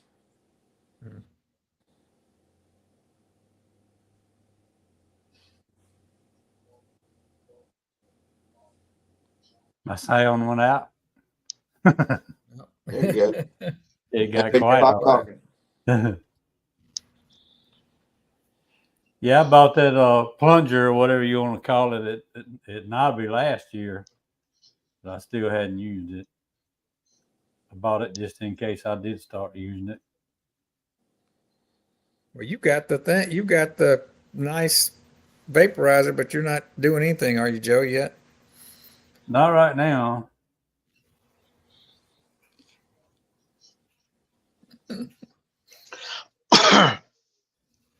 Silica gel moisture. Okay, Lee is saying I need to put some. Well, right now, Lee, that bag I've got, it's completely dry. I just went and filled my little jar up with it, and it wasn't clumpy at all. Yeah, I had the same problem with mine. It was because I got the little plunger for the cordless one, and when you dab it in the oxalic acid, you pull it up, and some of it just falls out. Yeah, it's not even enough to stick to anything. Yeah, I'm wondering if they changed the way they make it, because I don't. Of course, my other bag lasted me like 3 years, so I bought the big 10-pound bag. But did you guys get any of those tablets they were selling for $10? Like 50 tablets in a bag that had the red, white, and blue, and the guy I saw them there, but I didn't get them. I spent $10. Guy was real nice. He gave me a freebie giveaway, and I said, "Yeah, I'll try it."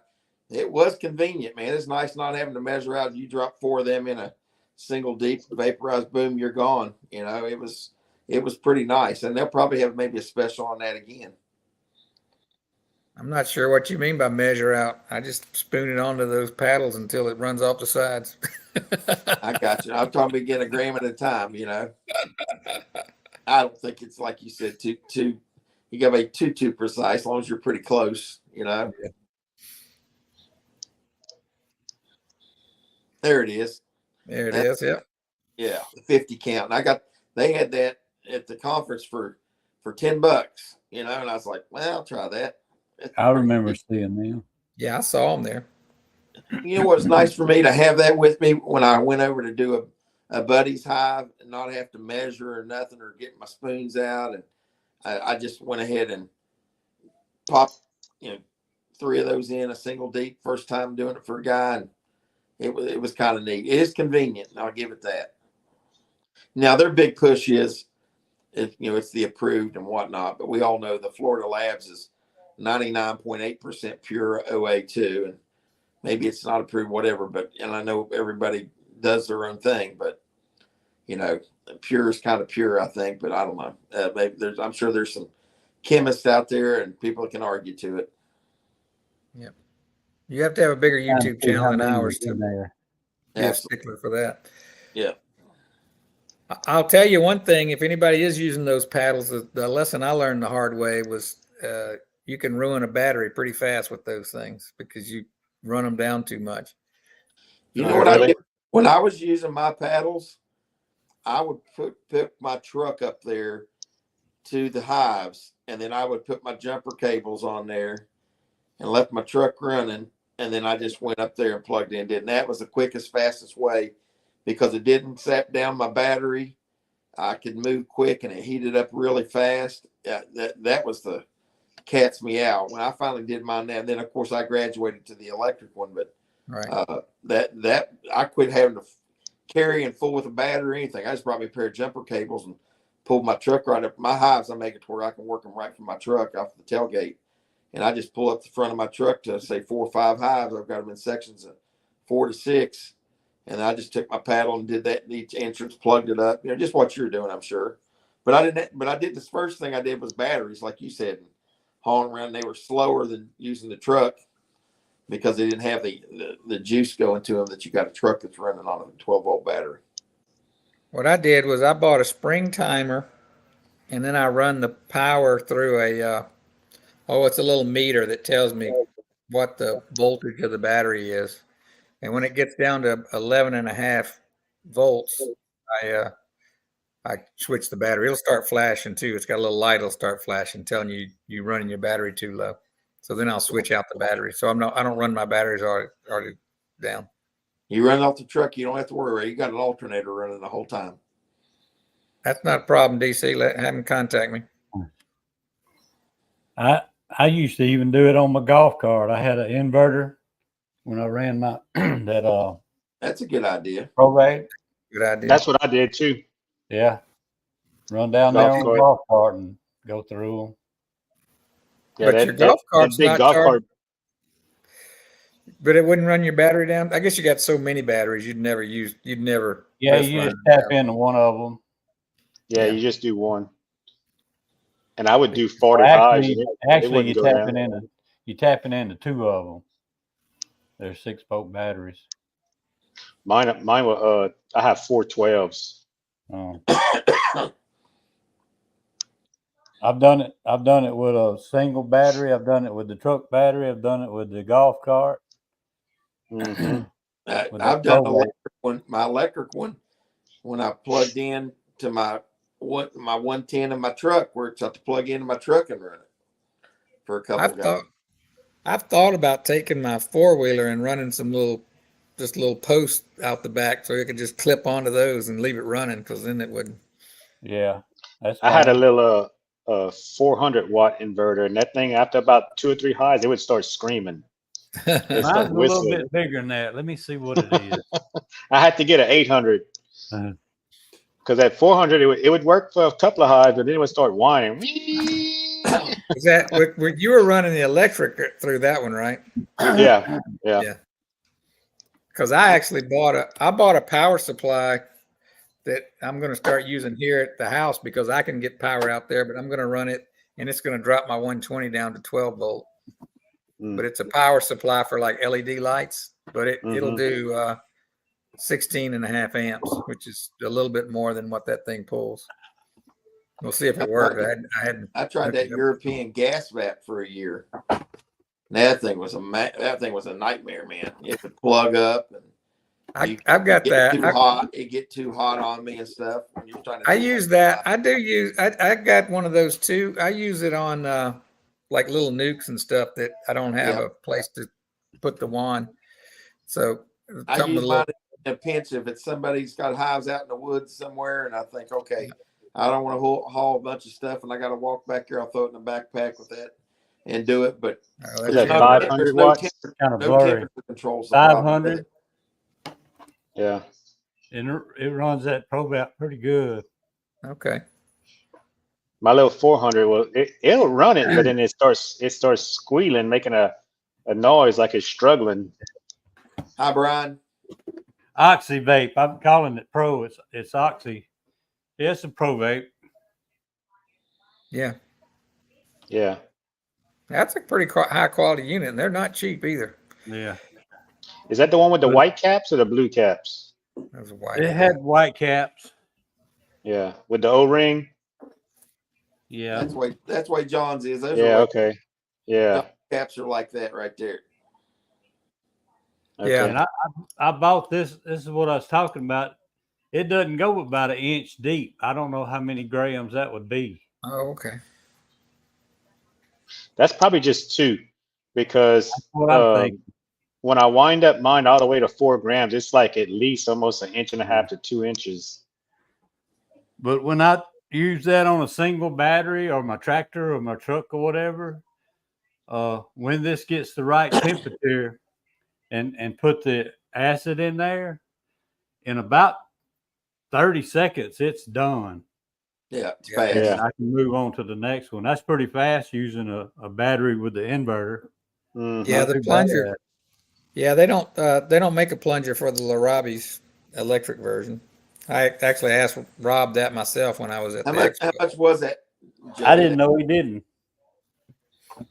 No, his plungers are only for the cardless ones. Yeah. Oh, How I much think was I that? paid $20 for that. Did you? I know you and Mike both bought one. I could drill the hole out in the because that's exactly what Hilco's is, that plastic with the O-ring like that. I could drill that out and probably put that in. I'd say I could. I'll see if they have those for sale next time. Hey, Brian has a question there, Joey. We Okay. might get off the Yeah, see that one you can measure different things on it. right. This one's just one draw and that's it. One So draw and Brian, that's Them measurements are pretty much useless, because I wind them all the way up to 4 grams and I just shoot it. I just leave it there. yeah. so Who had Brian, a question? the cut comb question. I do a lot of cut comb and have for a few years. I do comb, cut and put it in my jars and put it on there. When I do it in the containers, which sounds like you're asking about the plastic, I actually weigh each one of them and put down the grams and the ounces and the grams down from my scale. I have to by the state requirements.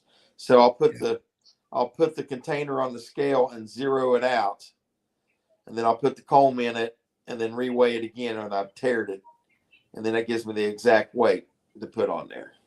Yeah. But remember, the cut comb, you need to freeze it for, it's what, 2 days, Joey? 3 days? 2 days, I think, minimum. Yeah, a couple of days. Yeah, I usually once I've I got put it in there, I usually leave it until I need it.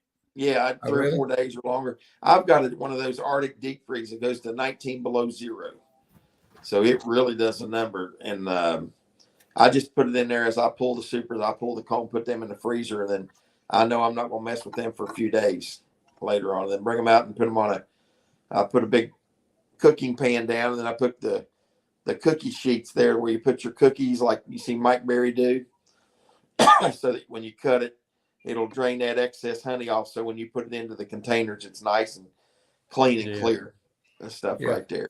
But So I get more money out of doing it in the jars than I That's do. what I do this on. Yeah. That. so Brian, Over a pan. you don't have to put the exact weight, but you'd have to put the minimum weight of your lightest piece if you wanted to go with one weight. But in Texas, I don't know how it is in Tennessee, but in Texas, we have to do ounces and grams That's what we do, ounces and grams in West Virginia. on our label. But now I sell mine because mine varies so much in thickness. I sell it, by the ounce anyway. And I round it to like the that's nearest it 5 right there. cents. That's the deal right there. Keep it in the freezer so it don't crystallize. Well, I just Art- gave my last 2 away. make very little like I did this year. I only made 31 Yeah. pieces, and I'm down to 12. But you know, I bought these clamshells from Man Lake a few years ago, and it Man Lake used to tell you when you was buying something that didn't match.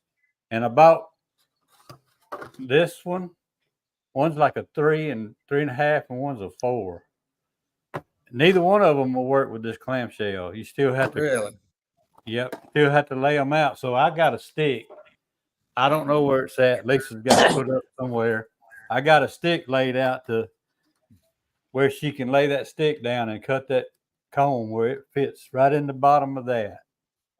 And she's faster with that than we are with these. So. I did some of those clamshells, Joey. Then I got those real hard shell ones. I got them from Moorhead, Kentucky. And I got those off of the guy there, Moorhead, and it's even nicer because it locks, and it's a hard plastic, not a soft plastic. Now it cost me like $1 more, but no more than what I make. I don't make a comb honey like that and do it. I do much better selling it in the jars than I do selling it in the cassettes.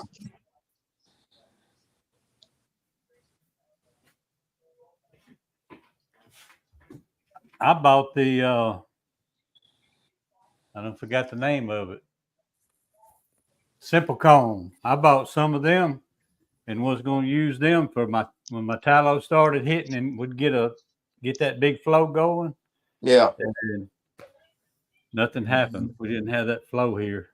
Well, I'll tell you what, I saw the neatest thing I never thought Hang about. on, Philip. I'm going to make it bigger. So I saw the guy there in Moorhead. Sorry about that, Lee. There you go. He had 200 pint jars of comb honey.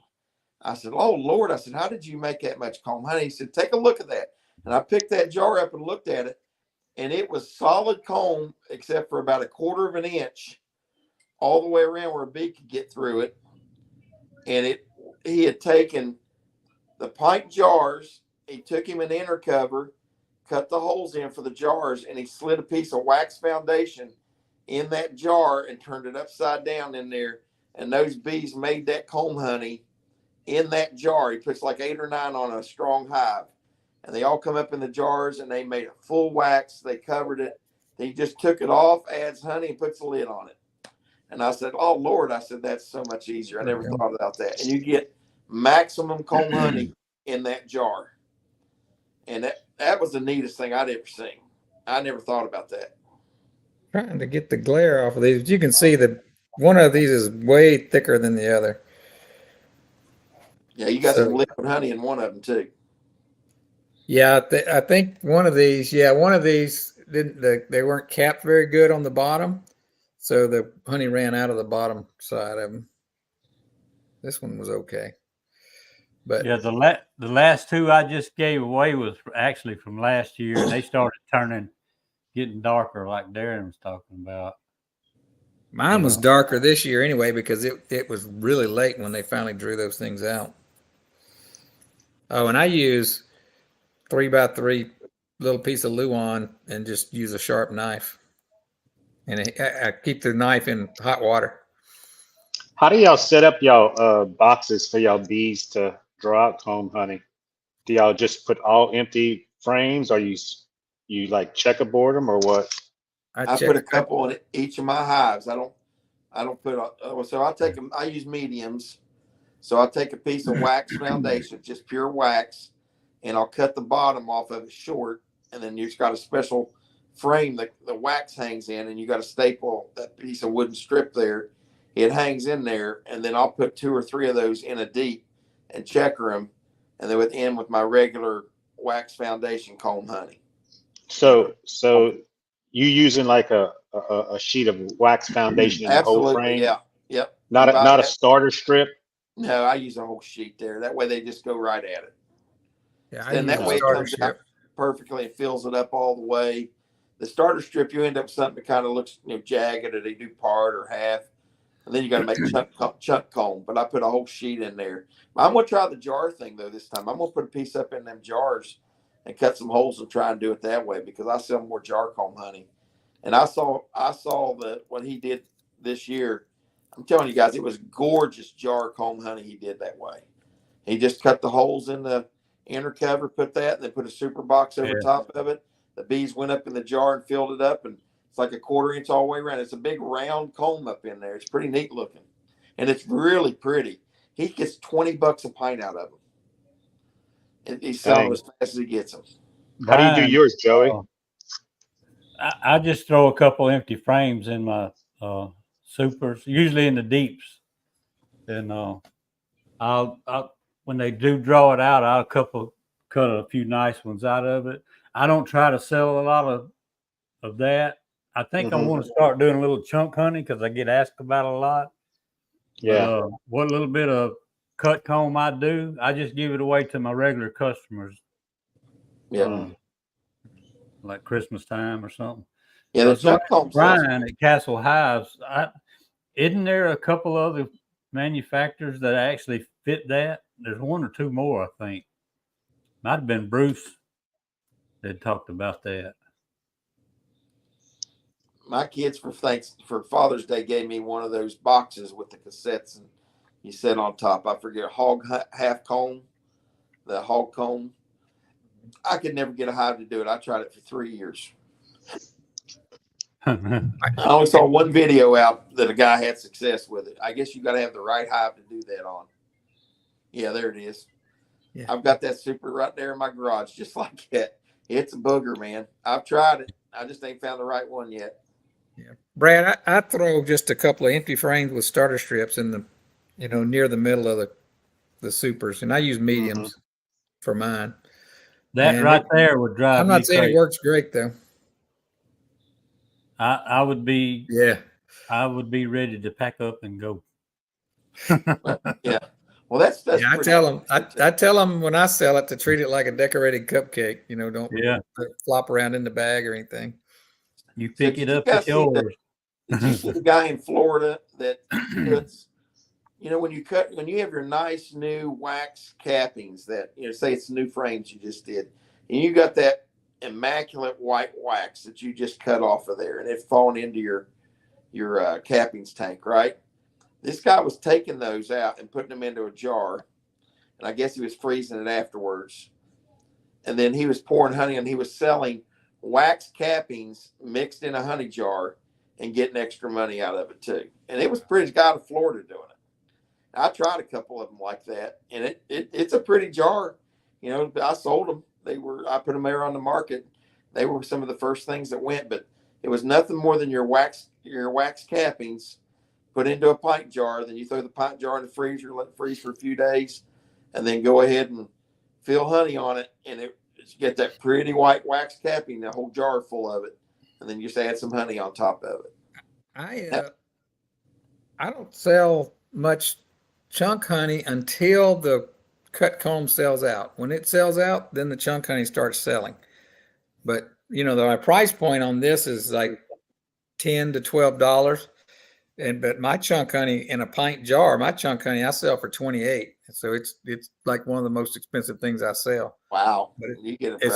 I get 20 is the most I get out of a pint jar. The thing is, I get a lot. I also get a lot for my runny honey. It's a kind of it's a good area for selling honey. There's not that much competition. Gotcha. But, well, I will say one thing that I got up over Joey and some of you boys down south. My honey doesn't crystallize at all. I've got honey from 4 years ago still in the jars that's not crystallized, and it's 16%. But it's just what they were working and stuff. I get that. I love tallow honey. I love that privet too. But man, that stuff crystallizes so much quicker in our honey up here. It's not even funny. Yeah, mine crystallizes, but it takes a while. So I saw Joey had a comment on how much he sells his for. I was like, man, I don't have to make but half as much honey as Joey. Yeah. Which is about what I made this year. Yeah, every market's different. Oops, I hit the wrong one. Yeah, I sell a 13.5 ounce jar of the really local stuff for $16. Has that one started to crystallize yet, Joey? Nope. Nope. See? And that one's from over a year ago. Yeah. You gave me two different colors. I think I've just eaten a couple of teaspoons of that one. There you go. I'm gonna send you a bottle of this sourwood mimosa honey. Let you try it. Now I like those labels. Mike Berry gave me his place when he used to. I don't know if he uses that place anymore, but it's a place down there in your all's neck of the woods in Louisiana that made them labels. That is a top-notch label maker, brother. It's waterproof. It's plastic. It sticks good, easy on. I mean, those are some of the best labels ever, and the price wasn't bad on them either.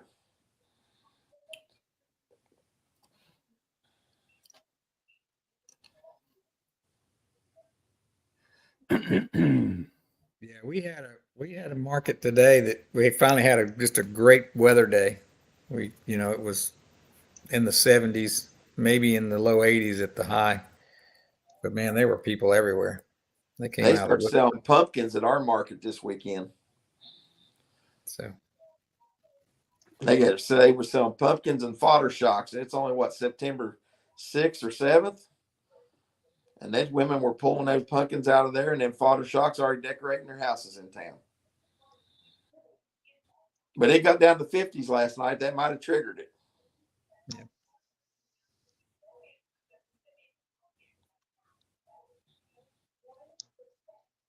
I don't like it. Go ahead, Zoe. I just think say I'm ready for some of that cooler weather.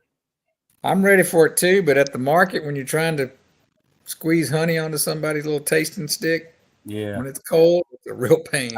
I know. It's a real that pain. Walmart honey's probably not real honey. The last statistic I heard was that 75% of all honey, whether it's at the market, even farmers markets, that beekeepers that are unscrupulous that add a lot of sugar water, make sure are actually not pure nectar based honey. And I was at like a Waffle House the other day, and I asked them if they had some honey for my biscuits, and she said, "We have honey syrup." She actually told me, she said, "It's not real honey, it's honey syrup." No. And I'm like, "Really?" And I said, "No, I don't want any of that nonsense." I said, "Just give me some. I don't want any honey syrup for my biscuits." But Yeah. that's what they called it. Hey, Brian, I had a lady buy 4 of my big jars of honey. They're the bigger jars. They were $22 each. I mean, it was 5 jars, but one of the kids was with her. She threw the bag in the car and broke 2 of those jars. Oh, geez. $44 worth of honey. And then I was like busy with another customer, and I tried to remember her, and I was like, if she comes back, I'm gonna give her at least one of those jars. I just felt so bad. But I was busy with another customer. I didn't have time to react. She was just coming back wanting some paper towels to clean up the mess. I'll say I wouldn't want to clean the mess up. Although I did the same thing. I was bringing some honey to my mother, and it was in a bag, and we stopped to let the dog out, and the bag with honey in it fell on the ground, and the big jar, same size jar, busted. It makes a big mess.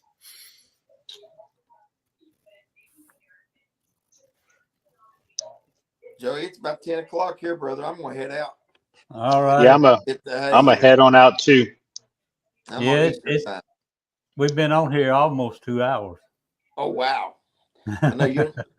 I didn't even realize when you got good friends and good conversation, a good topic, time flies. Well, good night, y'all. Good night. All right, guys. Take care. See you. It's kind of like our bee meetings. You know, I was telling somebody today, our meetings start at 6 o'clock. Everybody starts showing up at 5. Meeting, their 1 hour meeting lasts about 2 hours, and then everybody hangs around for another 45 minutes. Yep. That's when all the good stuff starts, is everybody leaves. Yeah. You got superstars in your meeting. What's They're that? You've got superstars in your meeting. They're just regular folks to you, but to the YouTube community, you got Mike Berry and Mr.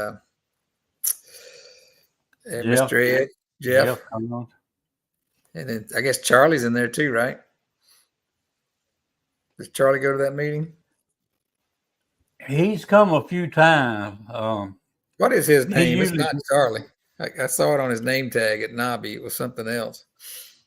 Oh, he might have had something else on there. It's Charlie. Oh, it is Charlie? Okay. Yeah.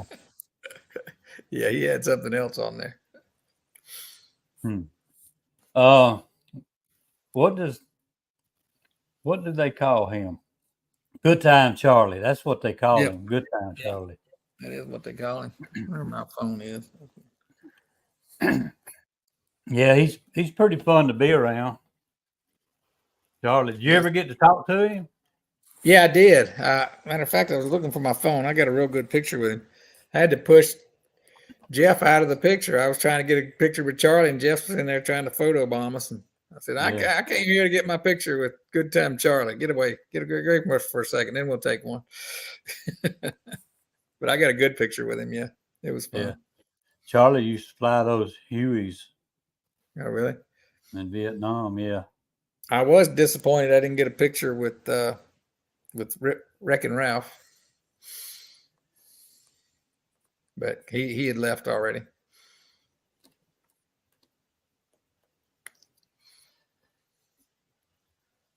Okay. What's DC saying? He said, "Good people don't act like nothing but real people." Yeah, I was one of the first live chats that I went on was that what was it called? The Hillbilly Beekeepers. Remember that one with Johnny and Earl and Houston? Yeah. And they would have people on. They had Fred Dunn on, and they would do.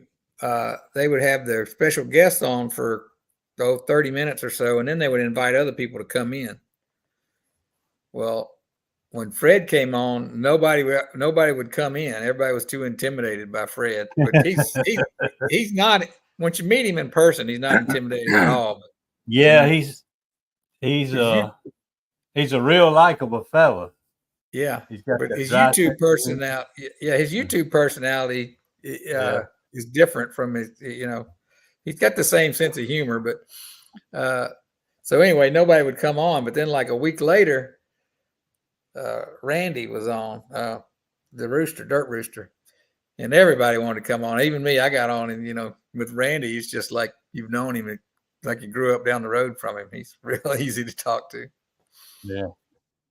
I enjoyed visiting with Randy's brother, Tommy. That was fun. Yeah. Well, I'd actually met Tommy before I did Randy when I started going to that Oh, did Pine you? Belt one. Okay. Yeah. Tommy actually is one of the ones that got that one started, that Pine Belt Club. It's still a good club too. That's where I met Tommy and Mr. Pat. Oh, yeah. I hadn't got to meet Mr. Pat. He wasn't able to go to that last one, but yeah, Tommy runs a bunch of bees, doesn't he? Yeah, I don't know how many he's got, but he used to stay pretty busy with it. I don't know what he does now. Well, according to Randy, he runs like 3 or 4 businesses. Yeah, kind of. He was starting some kind of like research shop on one of those videos that Randy did. That's tough business. Anytime you have a storefront, that's tough business. Glad you came on, Brian. Yeah, we've been 2 hours. I think I'm gonna go ahead and shut the All right. stream down. All right. Yeah, All right. call Good it night, a everybody. Good night, y'all. Appreciate y'all coming on. Yep.